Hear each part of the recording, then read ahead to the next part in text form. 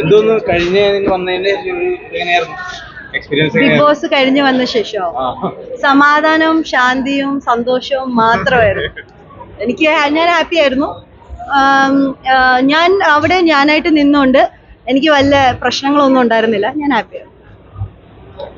Big boss കാണാറുണ്ടോ ഇപ്പം കുറെ മൂവീസ് ഒക്കെ കാണാനായിട്ടുള്ള ഒരു ആഗ്രഹം ഉണ്ടുകൊണ്ട് ഞാൻ ബിഗ് ബോസ് എല്ലാം കാണുന്നില്ല, എന്നാലും കട്ട്സ് കാണാറുണ്ട്. പുറത്തിറങ്ങിയ ശേഷം ജനങ്ങൾ എന്താ പറഞ്ഞേ? എല്ലാരും പറഞ്ഞു ലൈക്ക് എനിക്കൊരു നല്ല സ്റ്റാൻഡ് ഉണ്ടായിരുന്നു, ക്ലാസി ആയിരുന്നു, ഒരു എന്താ പറയാ എത്തിക്സ് ഉണ്ടായിരുന്നു, അങ്ങനെയൊക്കെയുള്ള ഒരു പോസിറ്റീവ് ഫീഡ്ബാക്ക് ആണ് എനിക്ക് കിട്ടിയത്. എന്തോ ബിഗ് ബോസിൽ ഞാൻ ഏറ്റവും കൂടുതൽ മിസ് ചെയ്യുന്നത് സിജോ, ശ്രീതു, അർജുൻ, അപ്സര, ജിൻറ്റപ്പൻ.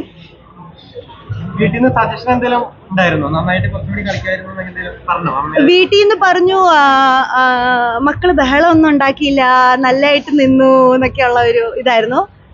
അപ്പം എനിക്ക് ബഹളം വെക്കാൻ അത്രയും ട്രിഗർ ആവുന്ന സമയത്ത് ഞാൻ ബഹളം വെക്കാറുള്ളൂ. അപ്പൊ എന്നെ ആരും അത്രയും ട്രിഗർ ചെയ്തിട്ടില്ല.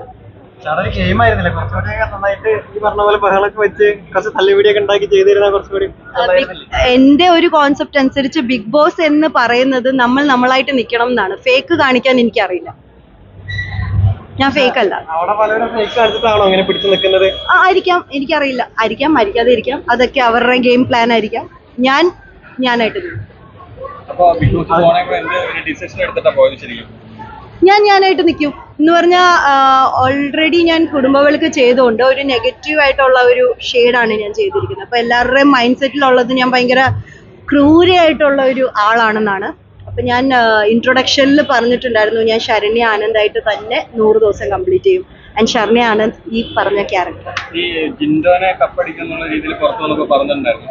പക്ഷെ നിങ്ങൾ അതിന്റെ അകത്ത് ഭയങ്കര മുടി വലിക്കാനൊക്കെ ആയിട്ടുള്ള ഒരു വഴക്കൊക്കെ ഉണ്ടായിരുന്നു. അപ്പൊ നിങ്ങൾ ഡബിൾ സ്റ്റാൻഡ് ആണെന്നുള്ള രീതിയിലൊരു കമന്റുകൾ വരുന്നുണ്ട്. അതിനെ കുറിച്ച് എന്താ പറയാനുള്ളത്? ഈ ബിഗ് ബോസ് ഹൗസിനകത്ത് നമ്മൾ നിൽക്കുമ്പോൾ നമ്മൾ ഓരോ വരക്കിടുമ്പോൾ കാര്യങ്ങളൊക്കെ നമുക്ക് അറിയില്ല. നമുക്ക് ഈ 100 ക്യാമറ നമ്മുടെ കണ്ണിലില്ല. നമുക്ക് ആകെ ഒരു ക്യാമറ നമ്മുടെ കണ്ണ് മാത്രമേ ഉള്ളൂ. അപ്പൊ ആ സമയത്ത് ഞാൻ കാണുന്നില്ല എന്റെ പുറകിൽ എന്താ സംഭവിക്കുന്നത്. ജിൻറ്റപ്പന്റെ കൈയൊക്കെ പുറകിലായിരുന്നു. പക്ഷെ ആര് വലിച്ചു, എന്ത് വലിച്ചു എന്നുള്ളത് ക്ലിയർ വിഷൻ എനിക്ക് ഉണ്ടായിരുന്നില്ല. പുറത്ത് വന്നു കഴിഞ്ഞിട്ട് I seen the videos clips. കുറെ ഫാൻസ് അത് തന്നിട്ടുണ്ടായിരുന്നു. സോ ആ ഫാൻസിനൊക്കെ ഞാൻ റെസ്പെക്ട് ചെയ്യുന്നു. അവർ കാണിച്ചതിനകത്ത് ജിൻറ്റപ്പൻ അല്ലായിരുന്നു പിടിച്ചിരുന്നത്. സോ ഞാൻ അത് എന്നിട്ടും കണ്ടിട്ട് ജിൻറ്റപ്പനാന്ന് പറഞ്ഞാൽ എനിക്ക് എത്തിക്സ് ഇല്ലാത്ത ഒരാളായി പോകും. സോ അതെനിക്ക് അക്സെപ്റ്റഡ്. ജിൻറ്റപ്പൻ അല്ല. So I apologised. അല്ല, പുള്ളി കപ്പെടുക്കും എന്നുള്ള തോന്നൽ എന്താന്ന് വെച്ചാൽ ജിൻറ്റപ്പൻ ഉണ്ടാക്കുന്ന രീതിയിലുള്ള കണ്ടന്റ് അല്ലെങ്കിൽ ജിൻറ്റപ്പൻ അവിടെ ചെയ്യുന്ന പോലെ വേറെ ആരും ചെയ്യുന്നില്ല എന്നാണ് ഞാൻ കണ്ടത്. ജിൻറ്റപ്പൻ കപ്പെടുക്കും എന്ന് ഞാൻ ഉറപ്പായിട്ട് പറയില്ല. ഞാൻ പറഞ്ഞ എൻ്റെ 3-4 പേരുണ്ട്. സിജോ ഉണ്ട്, അപ്സരയുണ്ട്, അർജുനുണ്ട്. അപ്പൊ ഇങ്ങനെ കുറെ പേരുണ്ട്. അതിൽ ജിൻറ്റപ്പൻ വരുന്നെങ്കിൽ സന്തോഷം. ജിൻറ്റപ്പൻ ആ ക്വാളിറ്റി ഉണ്ട്.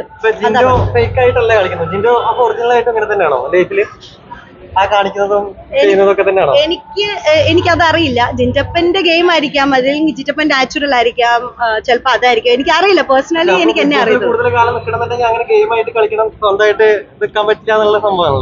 ഗെയിം എന്തായാലും കളിക്കണം. കാരണം അവിടെ ബുദ്ധി ഉണ്ടെങ്കിലേ കളിക്കാൻ പറ്റത്തുള്ളൂ. ഗെയിം എന്തായാലും വേണം.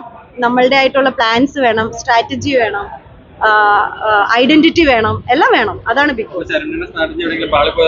ഇല്ല, എന്റെ സ്ട്രാറ്റജി ഗബ്രി ആയിരുന്നു. ഗബ്രിനെ ഞാൻ പിടിച്ചു. ഇനി ഞാൻ മൊത്തം പറഞ്ഞു കഴിഞ്ഞാൽ പിന്നെ ബാക്കിയൊന്നും കാണത്തില്ല. അപ്പൊ നമ്മള്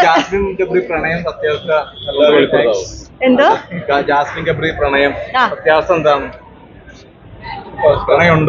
ഞാൻ അവിടെ നിന്നപ്പോൾ അവരുടെ പേഴ്സണൽ ലൈഫിലേക്ക് കയറാത്ത ഒരാളാണ്. അപ്പൊ ഞാൻ മീഡിയയിൽ പേഴ്സണൽ കാര്യങ്ങളിൽ അത് I don't have any opinion. No opinion. അത് അവരുടെ ലൈഫ്. പിന്നെ എല്ലാ മീഡിയക്കാർക്ക് സ്പെഷ്യൽ താങ്ക്സ് പറയണം. കാരണം നിങ്ങൾക്ക് ഒത്തിരി പോസിറ്റീവായിട്ട് ഹെൽപ്പ് ചെയ്തു. നിങ്ങളുടെ പോസിറ്റീവ് അപ്രോച്ച് കാരണം ശരണ്യക്ക് അത്ര നേരം നിൽക്കാൻ പറഞ്ഞു. പിന്നെ എല്ലാവർക്കും thanks personally. Each and every media, എനിക്ക് എല്ലാവരും പേരിപ്പം എടുത്ത് പറയാൻ പറ്റില്ല. പക്ഷെ ഈച്ച് ആൻഡ് എവറി മീഡിയയോട് ഞാൻ പറയും, എൻ്റെ കൂടെ എൻ്റെ എല്ലാ രീതിയിലും എല്ലാം വേയിൽ എൻ്റെ നെഗറ്റീവ് അറിഞ്ഞ് കുറവാണെന്നാണ് ഞാൻ കണ്ടത്. എന്നാലും എൻ്റെ കൂടെ എല്ലാവരും നിന്നു. അതിന് എല്ലാവരോടും 100,000 നന്ദി എന്നും പറയുന്ന പോലെ. ഈ ഭാര്യയുടെ ഗെയിമിൽ സാറ്റിസ്ഫൈഡ് ആണോ?